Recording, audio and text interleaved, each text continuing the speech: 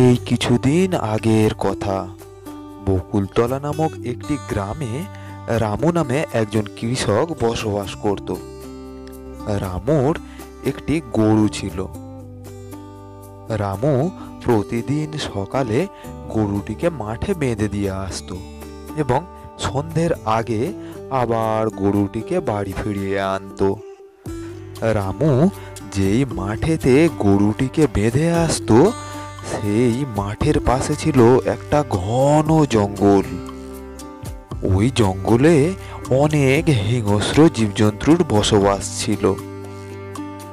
একদিন একটি বয়স্ক বৃদ্ধ বাঘ খাবারের সন্ধানে জঙ্গলের পথে পথে হাঁটছিল। যেহেতু বাঘটির অনেক বয়স হয়ে গিয়েছিল, তাই সে দৌড়ঝাঁপ করে শিকার ধরতে পারত না।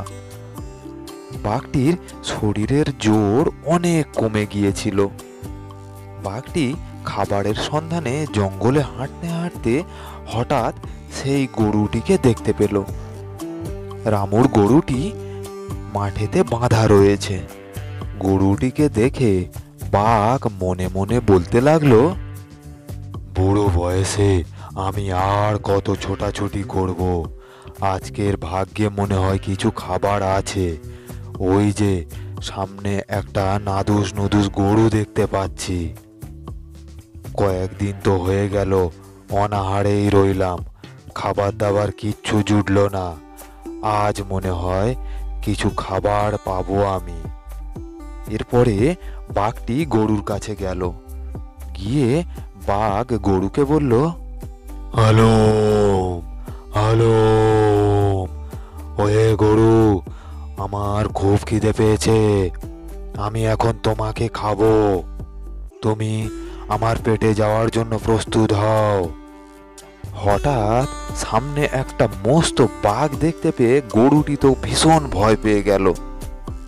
ভয় পেয়ে গেলেও মনে সাহস রেখে গরু বাঘের কথার উত্তর দিল, আম্বা আম্বা, ওই বাঘ মামা, তুমি আমাকে খাবে?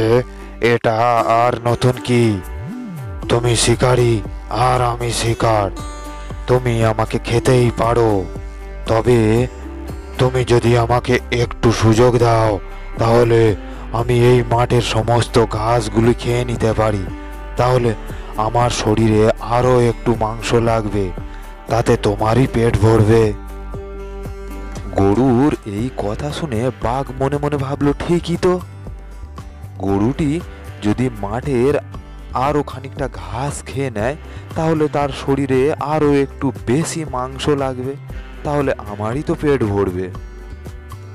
এমনই ভেবে বাঘ গরুটিকে বলল, হ্যালো হ্যালো, আচ্ছা ঠিক আছে গরু, আমি তোকে কিছুক্ষণ সময় দিচ্ছি। তুই মাঠের ঘাসগুলো খেয়ে শরীরে আরো একটু মাংস লাগিয়ে নে। আমি তারপরে না হয় তোকে খাবো। ততক্ষণ আমি জঙ্গল থেকে একটু ঘুরে আসি। হ্যালো। এরপরে বাঘটি আবার জঙ্গলের দিকে চলে গেল। কিছুক্ষণ পরে পুনরায় বাঘটি ফিরে এলো গরুর কাছে। এসে গরুকে বলল, হ্যালো, এই গরু, তোর ঘাস খাওয়া হলো? আমার যে ভীষণ খিদে পেয়েছে, এখন আমি তোকে খাবো।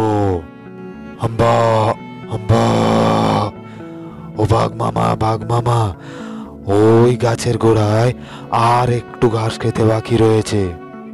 তুমি আর একবার না হয় একটু ঘুরে এসো। ততক্ষণের ভিতরে আমি ওই ঘাসগুলি খেয়ে পরিষ্কার করে দেব, আর আমার শরীরে আরো একটু মাংস লাগিয়ে নেব। তুমি দয়া করে আর একটু ঘুরে এসো। হ্যালো, ঠিক আছে, তুই তাড়াতাড়ি নে, আমার যে ভীষণ খিদে পেয়েছে। আমি এই যাবো আর আসবো, তাড়াতাড়ি কর গরু। এই বলে গরুটি ঘাসগুলি খেতে লাগলো এবং বাঘটি আবার জঙ্গলের দিকে চলে গেল। কিছুক্ষণ পরে পুনরায় বাঘটি আবার সেই গরুর কাছে এলো। হ্যালো, এই গরু, তোর ঘাস খাওয়া হলো। আমার যে ভীষণ খিদে পেয়েছে, আমি আর থাকতে পারছি না। এইবারে আয়, আমি তোর ঘাড় মটকাই। হাম্বা, হাম্বা। বাঘ মামা, আমি তো ঘাস খেয়ে নিয়েছি, কিন্তু আমার যে বড্ড তেষ্টা পেয়েছে। আমি ওই পুকুর থেকে একটু জল খেয়ে আসি, তারপর তুমি আমাকে খেও।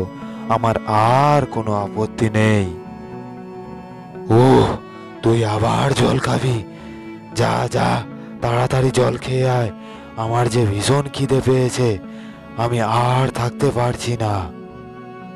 গরুটি জল খেতে চলল সেই ডোবাতে। জল খেতে গিয়ে গরু ডোবাতেই নেমে গেল।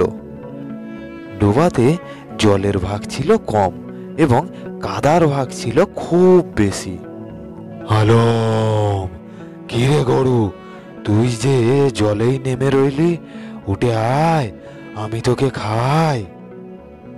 ও বাঘ, তোমার ক্ষমতা থাকে, তুমি এই ডোবাতেই নেমে এসে খাও আমাকে।